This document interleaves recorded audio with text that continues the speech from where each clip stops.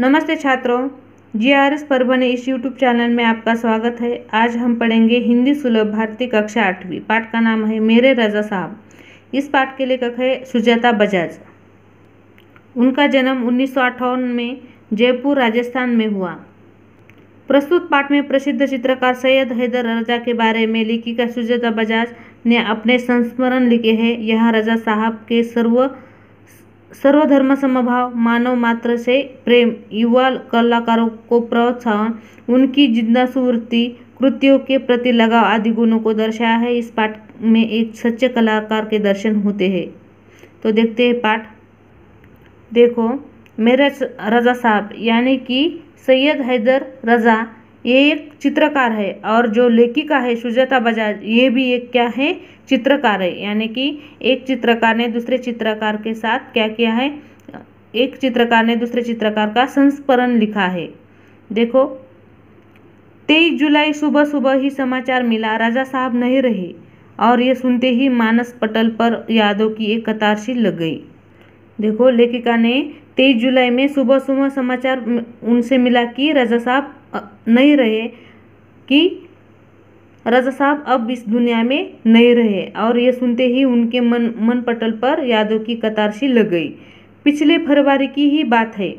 मैं दिल्ली पहुंची थी अपनी गणपति प्रदर्शनी के लिए। सोच ही रही थी कि राजा साहब शायद अपनी व्हीलचेयर पर मेरी प्रदर्शनी के उद्घाटन के अवसर पर आ जाए, पर उस रात कुछ अनहोनी सी हुई। देखो, पिछले फरवरी की ही बात है। लेखिका दिल्ली पहुंची थी उनकी गणपति प्रदर्शनी के लिए और वो सोच रही थी कि राजा साहब शायद अपनी व्हीलचेयर पर मेरी प्रदर्शनी का उद्घाटन करने पर आ जाए, पर लेकिन उस रात कुछ अनहोनी हुई। देखो क्या, उस रात राजा साहब सपने में आए, मुझे उठाया, हमने बातें की, शो के लिए मुझे उन्होंने शुभकामना दी और कहने लगे, सुजाता एक बार मुझसे मिलने आ जाओ, अब मैं जाने वाला हूँ। इसके बाद तो रुकना मुश्किल था। मैं पहुँच गई उनसे मिलने। वे अस्पताल में शून्य की तरह लेटे हुए थे। मैंने उनके हाथों को छुआ, सिर्फ सांस चल रही थी। अलविदा कहकर लौट आई। देखो, लेखिका चाहती थी कि उनकी जो गणपति प्रदर्शनी हो रही थी उस गणपति प्रदर्शनी के शुभ अवसर पर रजा साहब आए, लेकिन उस रात उनके सपने में रजा साहब आ गए और उन्होंने लेखिका को उठाया और लेखिका ने और राजा साहब ने बातें की। शो के लिए उन्होंने शुभकामना दी और कहने लगे, सुजाता एक बार मुझे मिलने आना, अब मैं क्या जाने वाला हूँ।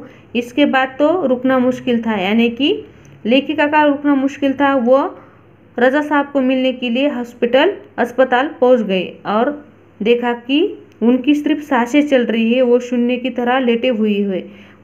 लेखिका ने उनके हाथों को छुआ और अलविदा कहकर वो लौट आई। राजा साहब अपने धर्म के साथ साथ उतने ही हिंदू और ईसाई भी थे। उनके स्टूडियो में गणपति की मूर्ति, क्रॉस, बाइबल, गीता, कुरान, उसकी माँ का एक फोटो, गांधी जी की आत्मकथा, भारत से लाई हुई मोगरे की कुछ सूखी मालाएं, सब एक साथ रखा रहता था। वे गणेश को भी पूजते और हर रविवार को सुबह चर्च भी जाते थे।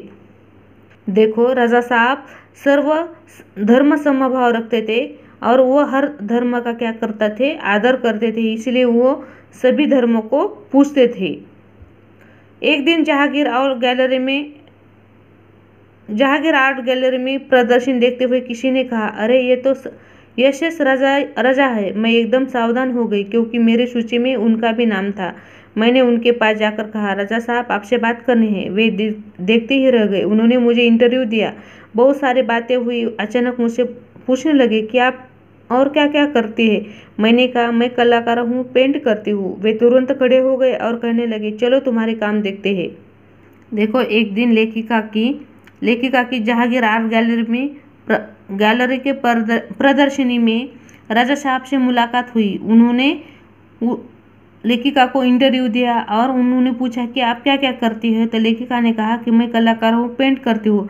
तो वे तुरंत खड़े हो गए और कहने लगे, चलो तुम्हारा काम देखते हैं। मैं सोच में पड़ गई, मेरा काम तो पुणे में है।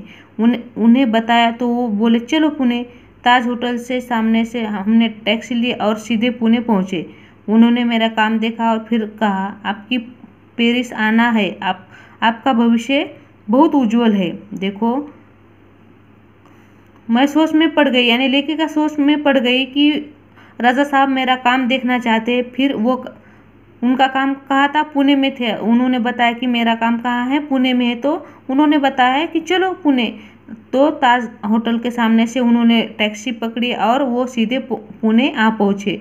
और जब उन्होंने लेखिका का काम देखा तो वो कहने लगी कि आपको पेरिस आना है, आपका भविष्य कैसा है? बहुत उज्जवल है। छोटी से छोटी बात भी उनके लिए महत्वपूर्ण हुआ करती थी। बड़ी तन्मयता और लगन के साथ करते थे सब कुछ। पेंटिंग बिकने के बाद पैकिंग भी उनकी रुचि हुआ करती थी। कोई इस काम में मदद करना चाहता तो मना कर देते, किसी के हाथ नहीं लगाने देते थे। बड़े करीने से धैर्य के साथ पैकिंग करते थे। कहते थे लड़की ससुराल जा रही है, उसे संभाल कर भेजना है। देखो, छोटी से छोटी बात भी राजा साहब को बहुत महत्वपूर्ण थी। वो बड़ी तन्मयता के साथ वो करते थे। अगर कोई पेंटिंग बिके तो वो बिकने वाली पेंटिंग को बहुत साफ सफाई से उसे पैकिंग करते थे। और कोई हाथ लगता और कोई हाथ बटाना चाहता तो उसे मना करते और किसी को हाथ नहीं लगाना देते और कहते कि लड़की ससुराल जा रही है, संभाल कर भेजना है। जब वे किसी को पत्र लिखते या कुछ और लिखते तो मत पूछिए, हर शब्द हर पंक्ति को नाप तोल कर लिखते। फूल उन्हें बहुत प्यारे लगते थे। देखो, वो जब किसी को खत या कुछ और लिखते तो वो क्या करते, हर शब्द को हर पंक्ति को नाप तोल कर लिखते और उन्हें फूल बहुत पसंद थे। मुझे याद है 22 अक्टूबर 1988 को मैं लंदन से पेरिस के गार्दिनो स्टेशन पर ट्रेन से पहुंची थी। राजा साहब स्टेशन पर मेरा इंतजार कर रहे थे। ट्रेन लेट थी पर वे ही डटे रहे। मुझे हॉस्टल के कमरे में छोड़कर ही वे गए। देखो, लेखिका को याद है जब वो पेरिस से कहाँ गई थी, लंदन से पेरिस गई तो राजा साहब उनका रेलवे स्टेशन पर क्या कर रहे थे, इंतजार कर रहे थे। उन्हें पता था कि ट्रेन लेट है, लेकिन वो वहीं पर डटे रहे और लेखिका को हॉस्टल के कमरे में छोड़कर ही वो वहाँ से चले गए। एक दिन मैं बीमार होकर अपने कमरे में पड़ी थी। रात 11 बजे राजा साहब मेरे लिए दवा भारतीय रेस्टोरेंट से खाना पैक करवा कर पहुँच गए। मेरे घर वालों को फ़ोन करके कहा, आप लोग चिंता न करें, मैं हूँ पेरिस में सुजाता की चिंता करने के लिए। देखो, एक दिन पेरिस में लेखिका क्या हो गई, बीमार हो गई और अपने कमरे में पड़ी थी। तो रात 11 बजे राजा साहब ने कुछ दवाएं और भारतीय रेस्टोरेंट से खाना पैक करवा कर वो सुजाता के पास पहुंच गए और उनके घर वालों से उन्होंने कहा कि आप चिंता मत करो, यहाँ मैं उसकी चिंता करने के लिए मैं हूँ, यानी कि मैं उसकी देखभाल कर सकता हूँ। हर बार जब मैं या राजा साहब पेंटिंग पूरी करते तो सबसे पहले एक दूसरे को दिखाते थे।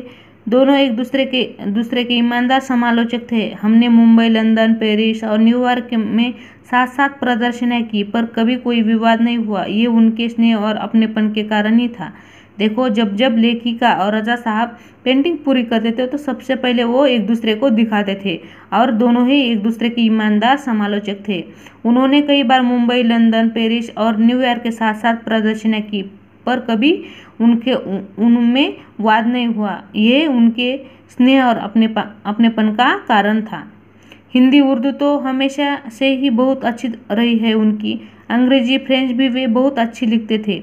कविताओं में बहुत प्यार था उन्हें। शेर, गज़ल व पुराने हिंदी फिल्मी गाने बड़े प्यारे से सुनते थे। एक डायरी रखते थे अपने पास, हर सुंदर चीज़ को लिखा करते थे। मेरी बेटी हेलेना बहुत खूबसूरत हिंदी बोलती तो उन्हें बहुत गर्व होता था। वे हमेशा उसके साथ शुद्ध हिंदी में ही बात करते। देखो, राजा साहब को हिंदी उर्दू तो उनकी बहुत अच्छी थी, इसके साथ भी अंग्रेजी, फ्रेंच भी वो अच्छी तरह से लिखते थे और कविता का उनको बहुत शौक था। एक डायरी रखते थे और कोई बात अच्छी लगी तो वो तुरंत उसमें लिखते थे। जो लेखिका की बेटी है हेलेना, वो बहुत खूबसूरत हिंदी बोलती थी तो वो राजा साहब को गर्व होता था और वो हमेशा हेलेना के साथ शुद्ध हिंदी में ही बात करते थे। राजा साहब को अच्छा खाने का बहुत शौक था, पर दाल, चावल, रोटी, आलू की सब्जी में जैसे उनकी जान अटकी रहती थी। मैं हफ्ते में एक बार भारतीय शाकाहारी खाना बनवाकर भेजती थी उनके लिए, उनके फ्रांसीसी दोस्तों के लिए। देखो, रज़ा साहब को अच्छा खाने का शौक था, पर उन्हें दाल चावल रोटी ये सब्जी भी बहुत अच्छी लगती थी। इसीलिए लेखिका हफ्ते में एक बार भारतीय शाकाहारी खाना उनको भेजती थी और साथ में उनको फ्रांसीसी जो दोस्त थे उन्हें भी भेजती थी। राजा साहब के कुछ पुराने फ्रांसीसी दोस्तों को उनके जाने की खबर देनी गई तो फिर से एक बार उनकी दीवारों पर राजा साहब की काफ़ी सारी कृतियों देखने का मौका मिल गया। मैं हमेशा कहती, राजा साहब आप मेरे एंजल गार्जियन हैं, तो मुस्कुरा देते, पर सन 2000 के बाद से कहते, क्यों, अब हमारी भूमिका बदल गई है, तुम मेरे एंजल गार्जियन हो, अब मैं नहीं रहा।